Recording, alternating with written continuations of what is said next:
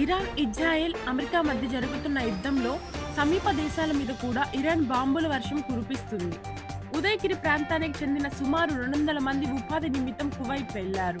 కువైట్పై Iran బాంబుల వర్షం కురిపించడంతో అక్కడికి వెళ్లిన నెల్లూరు జిల్లా ఉదయగిరి చెందిన వారు బిక్కుబిక్కుమంటూ జీవనం సాగిస్తున్నారు. అక్కడ ఉండే వారితో వారి కుటుంబ సభ్యులు ఫోన్లో మాట్లాడారు. తమ వారిని స్వదేశానికి తీసుకురావాలంటూ కోరుతున్నారు. అదే తెలియదు సార్. మేము వచ్చే 5 మంది అన్నదమ్ములు మేము పోయిస్తున్నాము. మేము ఇండియాకి రావాలనుకుంటున్నాం సార్. ఎక్కడ ప్లీజ్ రంపించండి సార్. అక్కడ బాంబుల దాడి జరుగుతుందా మీ ఏరియాలో?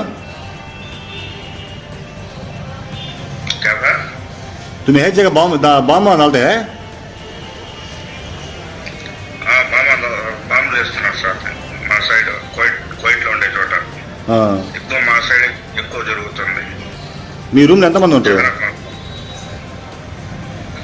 మా రూమ్ లో 2 ఉంటారు సార్. 2 ఇండియన్సేనా? ఇండియన్స్. బయటికి పంపిస్తున్నారా లోపల పెట్టేస్తున్నారుగా?